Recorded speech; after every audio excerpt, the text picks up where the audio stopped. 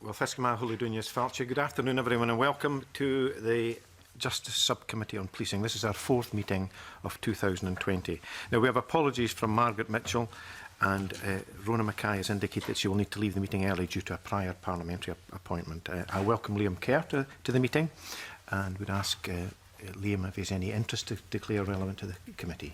Thank you, Convener, and may I express my thanks to the committee for allowing me to be here this morning. I have no interest to declare. Okay, thank you very much indeed. Now, before we begin, I'd like to, on behalf of the subcommittee, to place on record our thanks to Jenny Gilruth for all her work whilst a member of the subcommittee, and to wish her all the best in her ministerial role.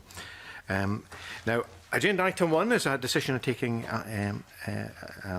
an item in private, item 3 in private, which is a review of today's evidence. Are we all agreed to that? Agreed. Thank you. And item 2 is policing 2021 draft budget. And I refer members to paper 1, which is a note by the clerk, and paper 2, which is a private paper. And I welcome our witnesses today: Hamza Youssef, Cabinet Secretary for Justice; Claire Hicks, Deputy Director of Police Division; and Avril Davidson, Head of Finance and Assets Team, Police Division, Scottish Government. And I invite the Cabinet Secretary to make a short opening remarks of up to 3 minutes. Cabinet Secretary, please. Good afternoon, and thank you, Convener. The Minister for Public Finance and Digital Economy published a draft budget, as members know, on the 6th of February, which seeks to strengthen Scotland's economy, deliver long-term investments to support and transform Scotland's public services. The budget seeks to protect and vitally improve public services as part of our strong social contract with the people of Scotland. Now, I believe that within the budget there are a number of significant gains for policing in Scotland, not least the Scottish Government's total budget for policing in 2021 at over £1.2 billion. As committee will no doubt be aware, we're providing an additional £42.2 million to the Scottish Police Authority budget, an increase of 3.6% for 2021 compared to the 1920 position. This means the police revenue budget will increase by 3.4%, an additional £37.2 million, £12 million above the real terms increase we had promised.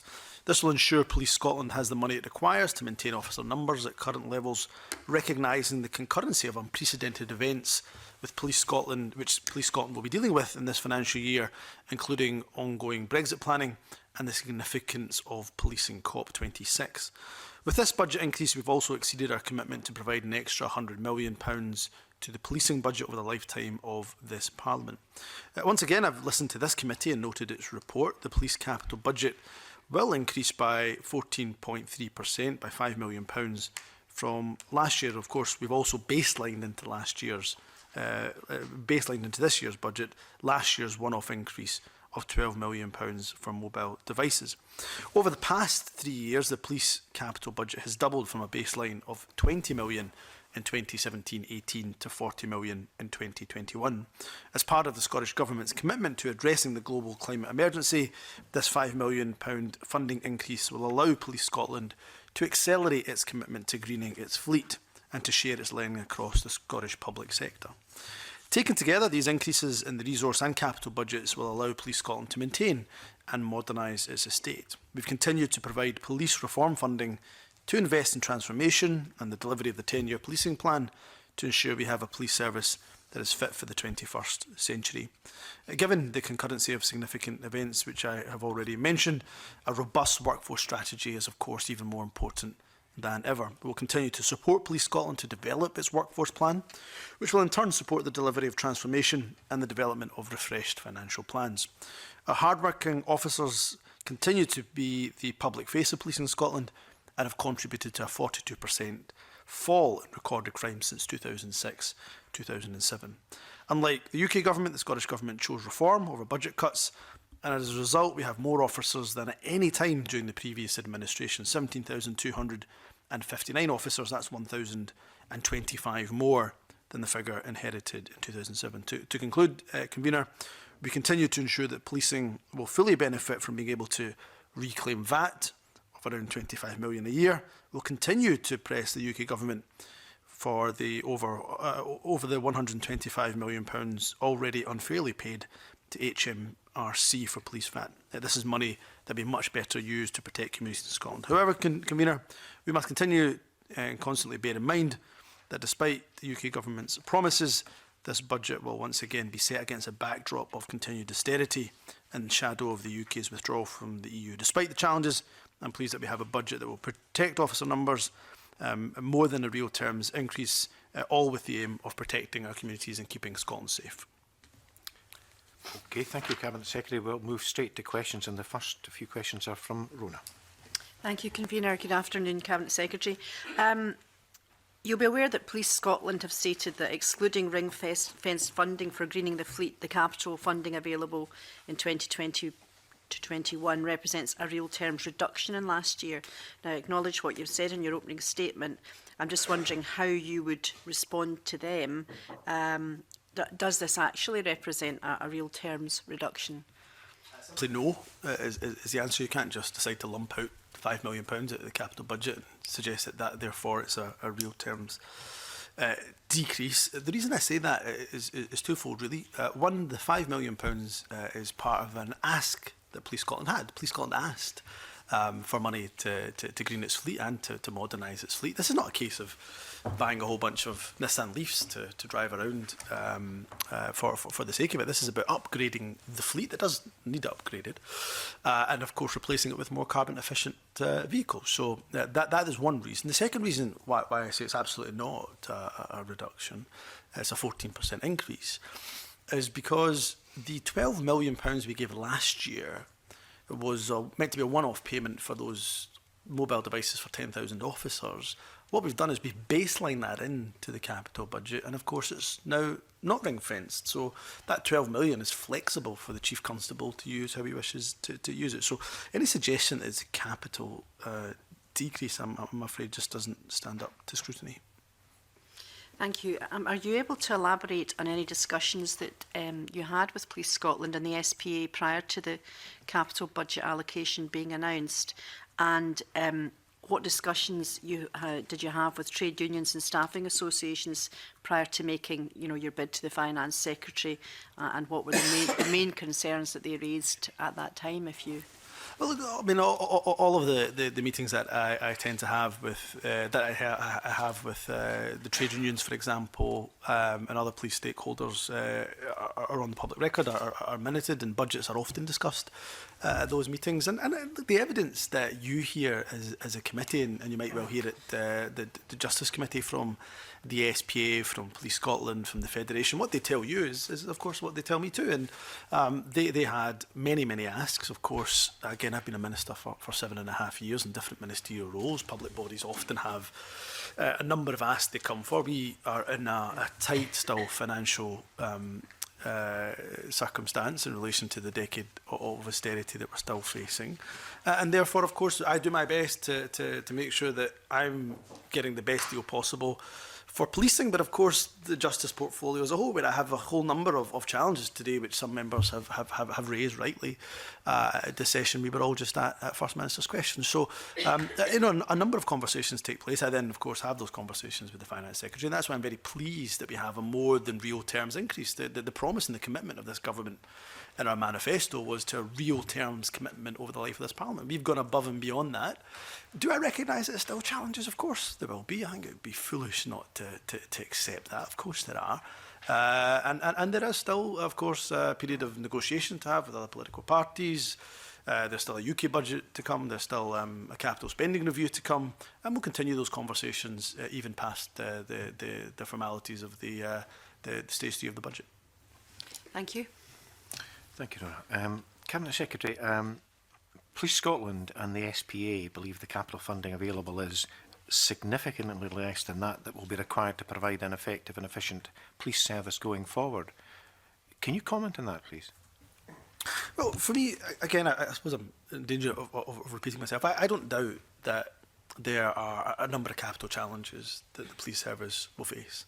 And all of us, all public service, will have to prioritise, including the Scottish Government, because we have not had the budgets that we've wanted over the last decade. We've had, as the First Minister said in First Minister's questions, a decade of austerity in terms of a discretionary resource budget taking out over 800 million. So we're all having to prioritise. So I don't doubt that the police will have to prioritise because of the capital budget, despite it being an increase, we'll have to prioritise.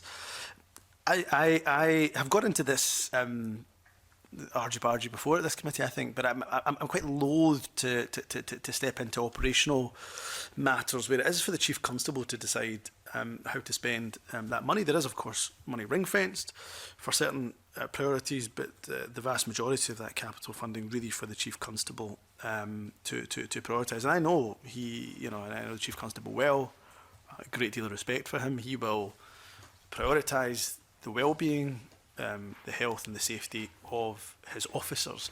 So this allows him to spend that money if he chooses to do so on things like modernising the estate, because remember, the estate is not just capital, it's also resource in terms of its maintenance and repairs.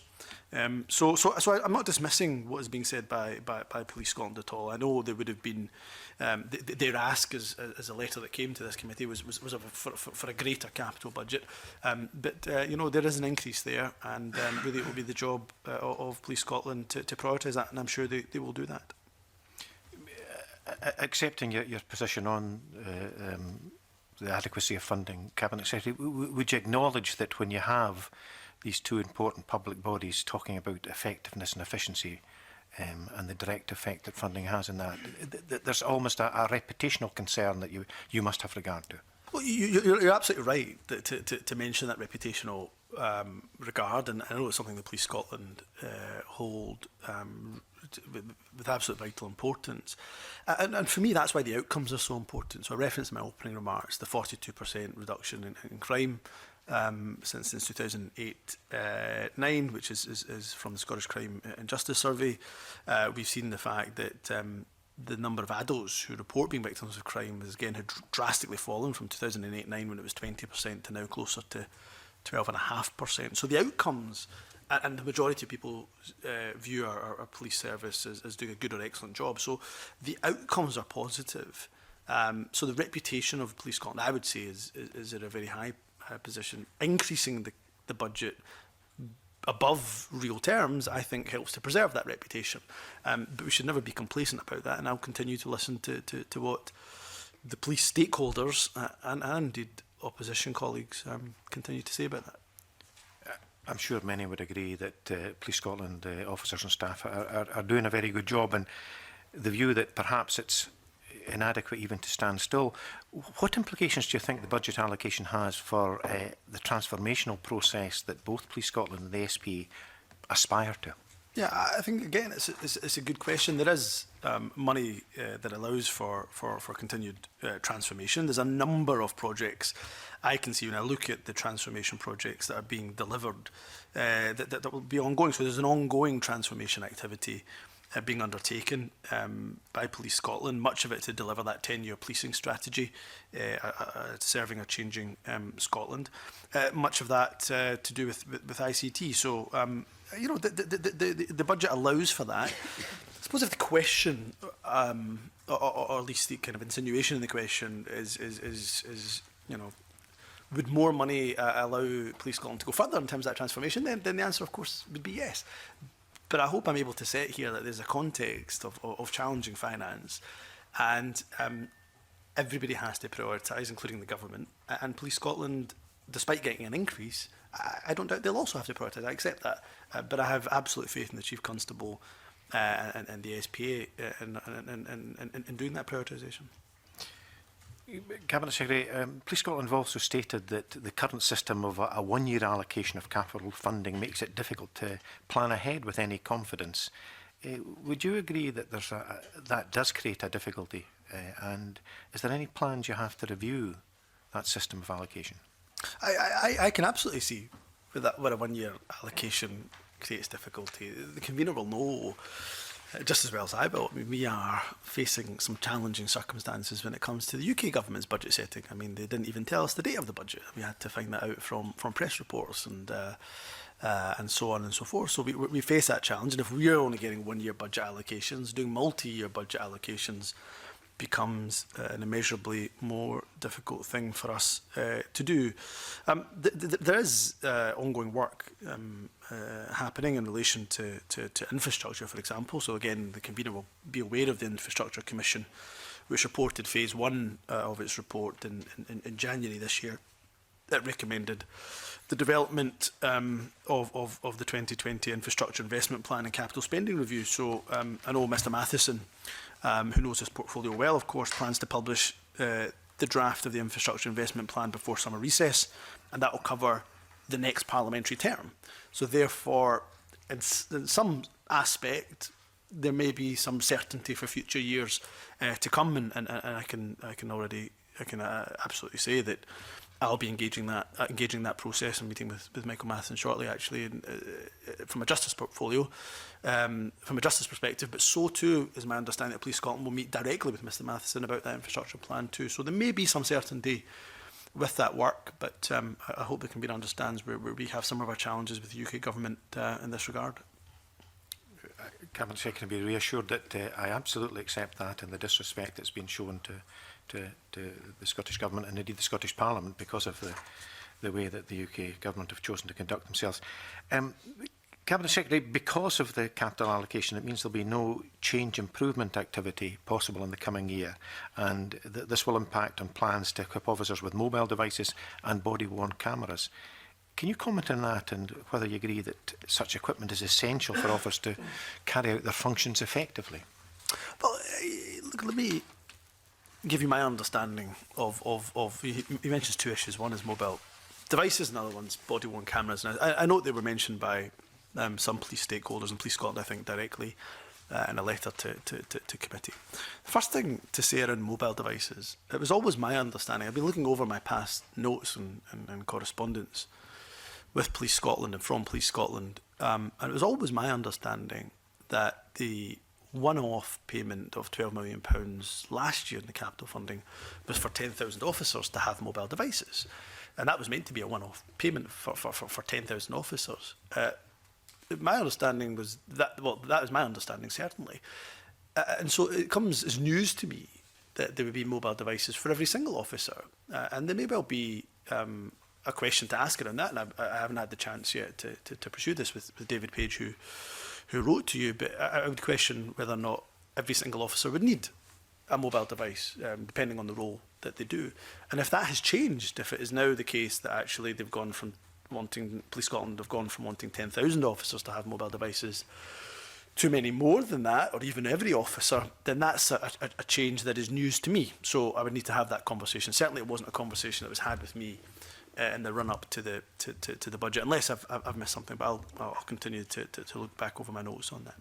In terms of body-worn cameras, I do think there's a role for them to play. I've certainly seen some of the research and evaluation that's come from England and Wales on this. Again, it wasn't a big feature of discussions around the budget in advance of the budget being allocated. I think, and I know this is something you take a very keen interest in, Convener, I think because of the implications around body-worn cameras, the storage of data, you know, the data that is captured by a body-worn camera, it's quite important for us to have quite a wide-ranging debate about not just the efficacy of body-worn cameras, I think there's a strong argument for that, but of the ethical considerations of body-worn cameras. So before there was any rollout of that, and I'm not unsympathetic to that being part of a future discussion, I would want that independent group, the advisory group which I set up around emerging technologies, to perhaps look at the implications and particularly the ethical considerations around body-worn cameras. As I say, I'm very sympathetic to the argument from a policing perspective, also from a public perspective of body-worn cameras. It just simply wasn't really part of the conversation pre the budget. Cabinet Secretary, yes, I'm writing shortly to Police Scotland about that on behalf of the committee, because indeed the committee took evidence in 2017 when all the points you allude to about the necessary assessments and the case and how it would interact with other IT systems is important. And so likewise, I was a bit surprised to see that particular aspect. Can I, one final question from me, Cabinet Secretary. In light of what we've discussed, can you confirm that the SPA will continue to be able to recover VAT in the next financial year, and whether this money will be made available to Police Scotland to pursue its reform agenda?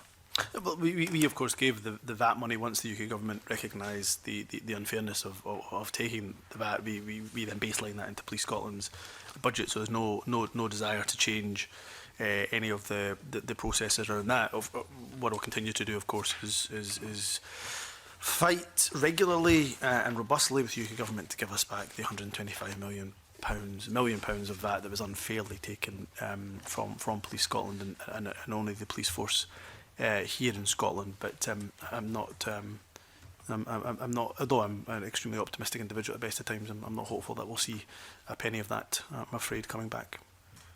Okay, thank you very much indeed. Next questions are from James. Thanks a lot, Convener. I want to touch on the issue of police estate. Now, when I raised this issue last month in the Chamber with you, you dismissed the issues as hyperbole. Would you accept that, you know, being charitable about it, that was maybe an unfortunate choice of words, and there are challenges around the police estate? If I give the impression, and you know, I'm never, I don't think so highly of myself that I don't think that you know, I could have better chosen words. I think looking back, of course, I have no problem in saying that if I communicated the fact that there was no challenges at all in the police estate, then that was certainly not the impression that I was hoping to give. I recognise that there are challenges absolutely in the police estate. I wouldn't suggest that the entire police estate was crumbling, and that's where I took some exception. But of course, if I gave the impression that I was dismissing James Kelly's concerns, then of course that wasn't what I was seeking to do. When it comes to the police estate, it's important to note that our increase in capital will, of course, assist with that.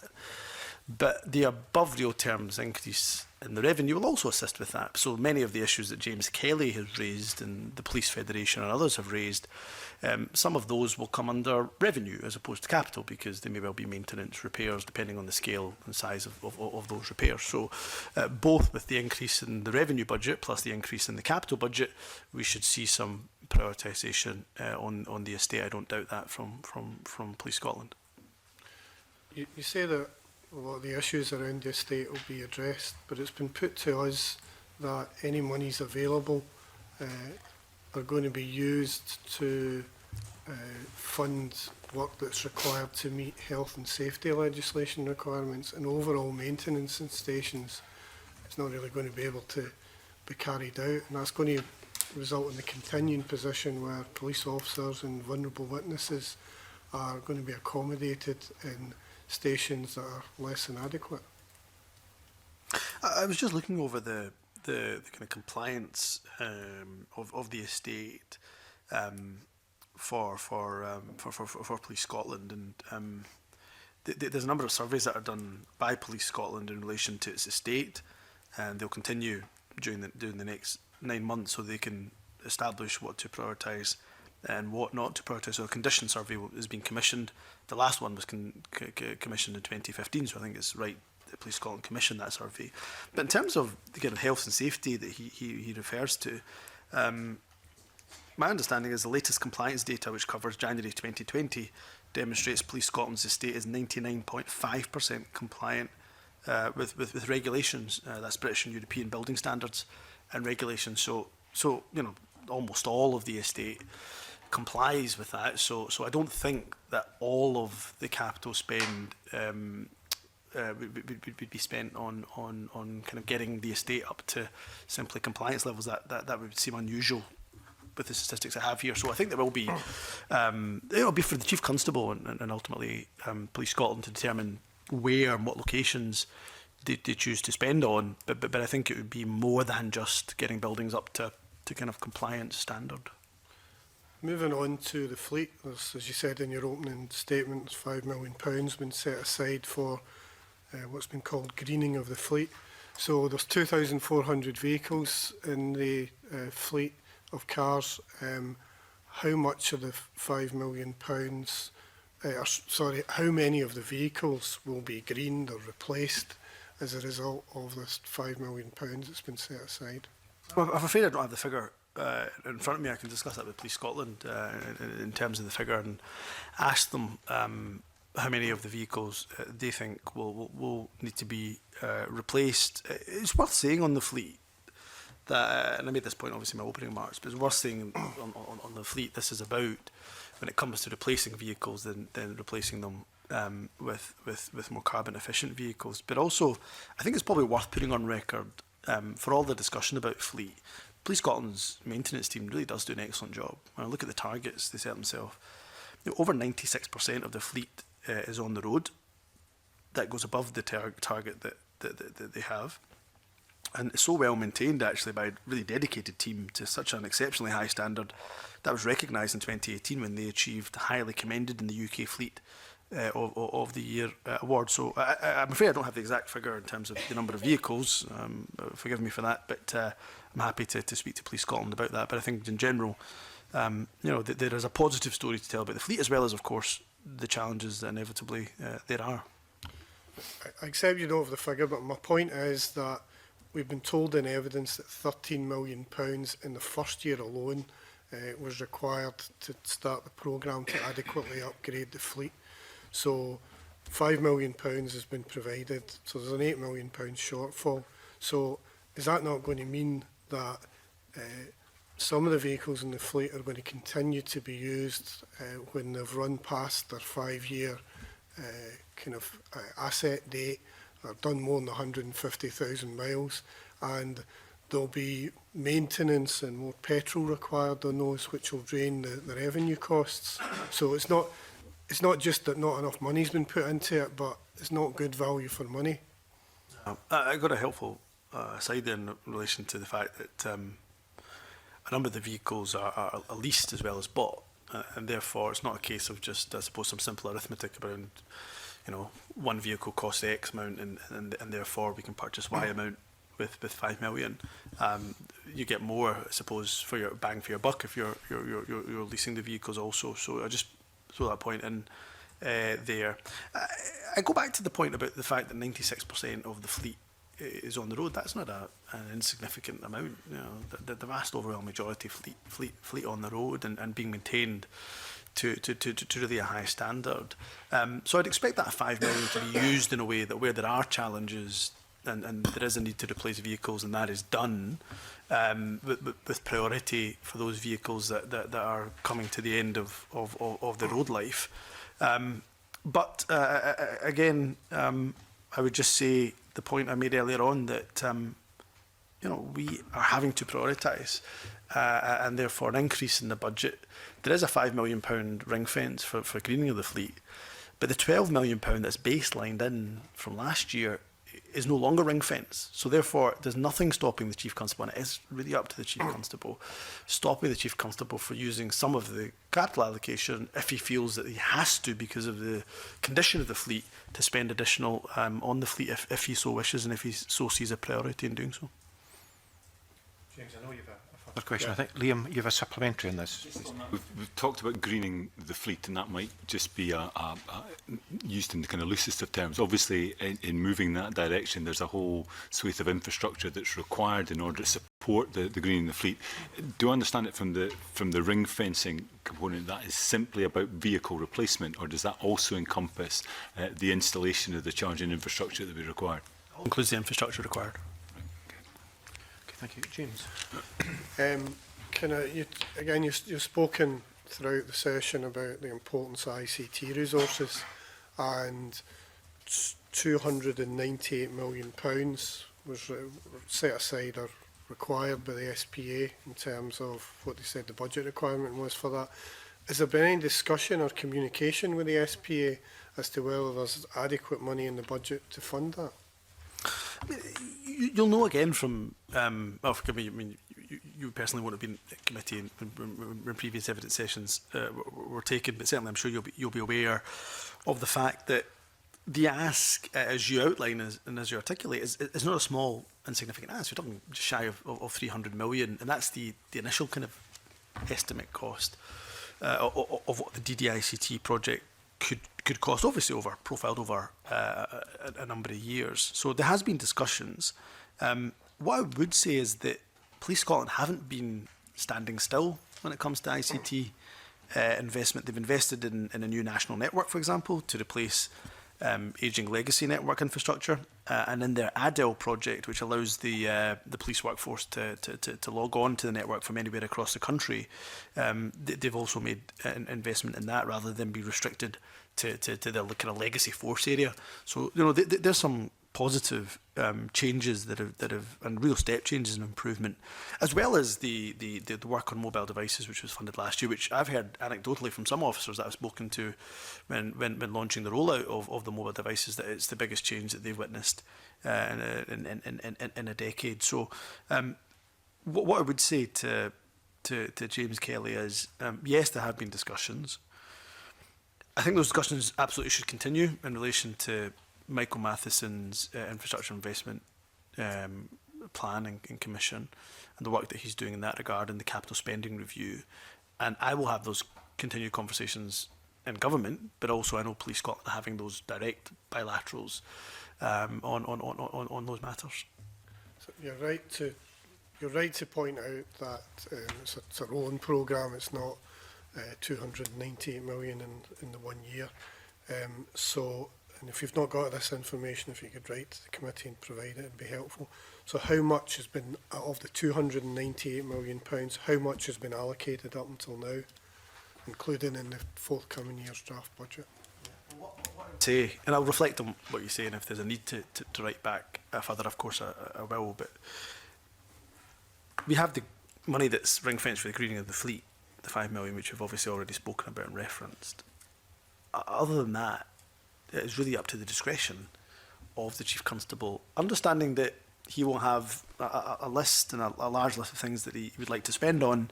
It will really be within that budget now for the Chief Constable to prioritise what he thinks is necessary for the well-being of his officers and of the service and the service they provide to the public. So it would really be for the Chief Constable to decide what to spend on ICT, while we'll continue the conversation beyond the budget about what other opportunities there may be for this really significant level of investment over the years to come. Okay. The Liam's of supplementaries. Liam Kerr first, please.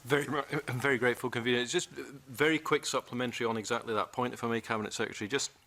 I'm looking back at this report of the subcommittee, at paragraph 71, where it says that you, the Cabinet Secretary, will come to a view on the relevant level of ICT funding. And you've responded on the 6th of February and given a fairly detailed response. But you've arrived at a figure on the fleet, but not on the DDICT, as James Kelly was exploring. Do you think it will be possible, I heard your previous answer to Mr Kelly, but do you think it will be possible to arrive at the relevant level of ICT funding in order that the committee can see this is how much is being requested and required? I'll reflect on the ask from both James Kelly and Liam Kerr, just as I say, I want to be careful I'm not straying into operational. He's right, we've obviously ring-fenced a certain amount of money, and we do that also because as part of the wider budget we have to calculate, because of the targets we've set ourselves, how much money is used in the budget for carbon reduction. So there's a kind of policy logic for why we've done that, and maybe we wouldn't do that for other parts of the capital budget. Notwithstanding all of that, let me go back and reflect on the points that Liam Kerr and James Kelly make in this regard. And I just once again reiterate that although there of course is nothing stopping the Chief Constable using that capital spend on ICT, it may be that the conversation around further capital spend, be that in ICT or other matters, is part of the capital spend review discussions that we're about to have in relation to the next parliamentary term. But notwithstanding those points, I'll reflect on what's being said. Thank you, Cabinet Secretary. Liam. Convener, again, I'm just quoting from the Federation's submission to the committee. It acknowledges the increase in the capital spend, the lack of ring fence around all but the £5 million, but also pointing out that this is the smallest per capita capital allowance of any force in the UK, and considerably short of being able to provide the service needs for a 21st century national police force. I think what we've heard consistently is that in terms of the DDICT, it is absolutely fundamental to the reform agenda that Police Scotland are trying to roll out, and so following considerably short in each successive year of what they've laid out would be required within the terms of that overall £300 million capital allocation. There is growing concern that whatever reforms they're able to take forward, and the mobile devices, I'd take what he says in terms of the impact that that's had, there's still an inability at the force to take forward the reform that they need to take forward to deliver the savings, and therefore are raising questions about getting to a point where it's simply not possible for the police service to continue to do all of the things that it is currently doing, as well as the additional demands that have been placed on it. Do you envisage a situation where the police service is going to have to stop doing any of the roles that it is currently doing at present?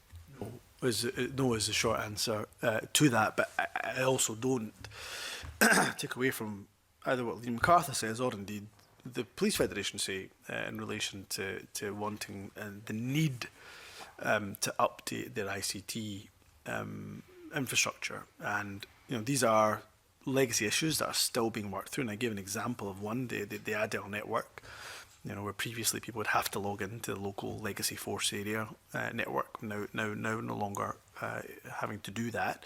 So I suppose I'm trying to give the impression that things aren't sitting still, that the capital investment that we've provided over the years is allowing, and including the transformation funding, is allowing infrastructure and digital infrastructure to be improved.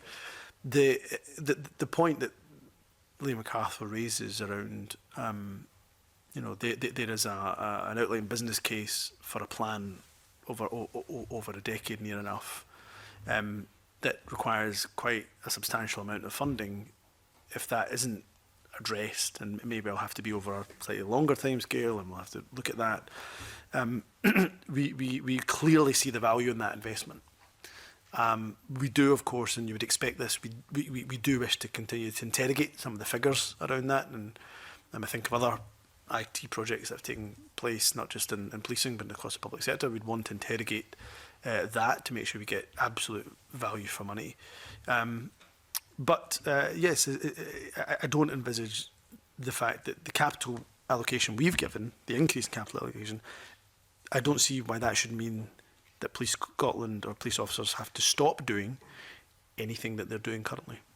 Presumably, I appreciate that you say that some of the spending on this may be rather than front-ended, back-ended as you work through the detailed business case. But in the meantime, do you not accept that it will be difficult, if not impossible, for Police Scotland to take forward the reform agenda that they've set out in the time frame that they've set out, if they do not have the capital allocation that they say they need this year, as it was the case last year? I see the logic of what the member's saying, but what I would say is, look, it may be a case of reprofiling that spend. So there may be a 10-year spending profile that may have to be adjusted, which could mean an increase in some years, a decrease in other years, or a smaller portion of capital in a particular year related to ICT here I'm talking, of course. So it may be a bit of reprofiling of that spend. But the stage we're at the moment is we have the capital increase.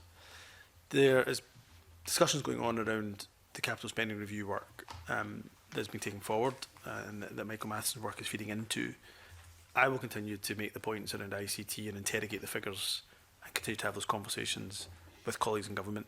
But so too are the police doing that directly. But I just say to the member, it may be a case that we have to reprofile or look at the spend over the years as opposed to elongating the timescales necessarily. That could be another option. Okay, thank you. Fulton, you've the next questions. Thanks, Convener. Good afternoon, Cabinet Secretary. I was going to ask you a wee bit about external funding. We know, for example, local authorities and other partners provide for about 300 officer posts, but this is declining just with pressures that are well documented. And people experience that differently over different local areas. I just wanted to know what your thoughts were on the external funding, how much importance do you attribute to it, and have you had any discussions with Police Scotland and the SPA about that particular source of funding? Yes would be the short answer. Police Scotland and the SPA have both raised the issue with me. I think I'd be right in saying the Federation have also raised it with me as well. So the issue has been raised by a number of police stakeholders with me. There has been an argument around kind of centralising the funding, and Police Scotland have kind of raised that on occasion, because we've seen more and more local authorities withdraw funding. I think there's been some articles in the press, certainly. I don't know if they've been from confirmed sources, I suppose, or not, but certainly some articles in the press most recently around this very city, around Edinburgh, withdrawing money for officers. I suppose my concern would be if we were to baseline that, then it creates some sort of kind of perverse incentive for local authorities to then all withdraw their funding for local officers. So related to that as well, I'd also say to Fulton McGregor that this is why it's so vital for Police Scotland to continue the work they're doing on the demand productivity and the workforce planning, which had a good presentation from Jude Helliker on, and the team that's dealing with demand productivity, and they expect to have a workforce plan ready by the end of the calendar year. But that's so important that they really put their shoulder to the wheel on that work and get it produced, because if you know your demand, your productivity, then you can create a workforce plan, and then we can continue a really evidence-based conversation around the resources needed and where they're needed. Yeah, thanks very much for that answer. And moving on to the other subject, which could perhaps come under external funding, the impact of Brexit. You'd mentioned it earlier, Cabinet Secretary, in your opening speech. Have you had any discussions about how Brexit might impact funding going forward? I know we've heard from the police in this committee on various occasions about extra money that has been given to the police to prepare for Brexit. Is that an ongoing situation, and is there anything that might come out the Barnett consequentials, and moving forward in terms of the UK government recognising what the impact of Brexit might be? Take his last question first. I don't think there's anything in the consequentials, and officials can correct me if I'm wrong, anything in the consequentials that is related directly to the policing related to EU exit. But I'll look back over that. I don't think that's the case. There obviously has been a policing impact. The member will know that there's been a force reserve that was stood up, and continues to be stood up, actually, but it was stood up in relation to Brexit planning, particularly when there was a threat of a no-deal Brexit, which continues to be the case. It's just prolonged and kicked down the road into potentially December 2020. We continue to pursue the UK government to fulfil its what we would see as its obligation to meet that funding pressure. So far they haven't done so, and again I think the member will be aware we've obviously budgeted or provided in this financial year £17 million to assist Police Scotland with that EU exit funding. Okay, thank you very much. I'm very conscious of time, and we're going to have to finish up at 10 to Chamber goes in, so it may well be that we'll write you on some matters, but Liam has some questions, and then Liam Kerr would want to end very briefly on something. Yeah, I think we've probably covered the Brexit element of it. Obviously, the other sort of external pressure coming down the track is in relation to COP26. I know discussions are ongoing. I think the statement that was due to take place in a week or so's time has been postponed due to those ongoing discussions. But it'd be helpful for the committee to maybe understand where at the current time those discussions are at, and particularly around the agreement on funding and resource transfers. So, in a kind of nutshell, because conscious of time, I mean, UK government, I think, have, of course, every right to do this. They would wish to interrogate the figures that are being brought forward by UK government, scrutinise them and analyse them. We'd obviously look to do the same. Where we're getting to is that there's certainly when I spoke to Michael Gove on the phone, there was no argument about the principle of the fact that the UK government should pay for every penny of costs related to COP26, including in relation to policing when I specifically raised the issues of policing. So I don't think there's a debate around the principle. That could change, but I don't think so. Hopefully the principle is set. Now really it's about understanding that the figures and the vast majority of the bulk, so people, committee members, forgive me, will have seen the figure of 250 million being used by Police Scotland. Quite a chunk of that, around, I think, 40 to 50 million is contingency. The largest portion of that funding is from mutual aid. So Police Scotland anticipate there'll be about 7 to 8,000 officers.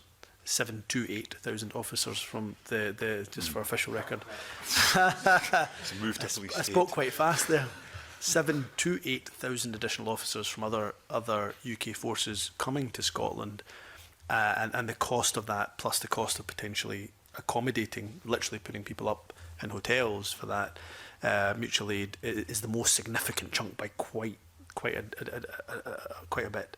So if we can get agreement from the UK government to, instead of recycling that money from UK government from UK police force to Scottish police force, it might be a better idea to just deal with that with the UK government, just pay that directly to Police Scotland. So the discussions are ongoing, and we hope to get them concluded relatively soon. You've just referred to the accommodation costs. As I understand it, those need to be met later this month. Is that then due to come out of the 2019-20 budget allocation? Yeah.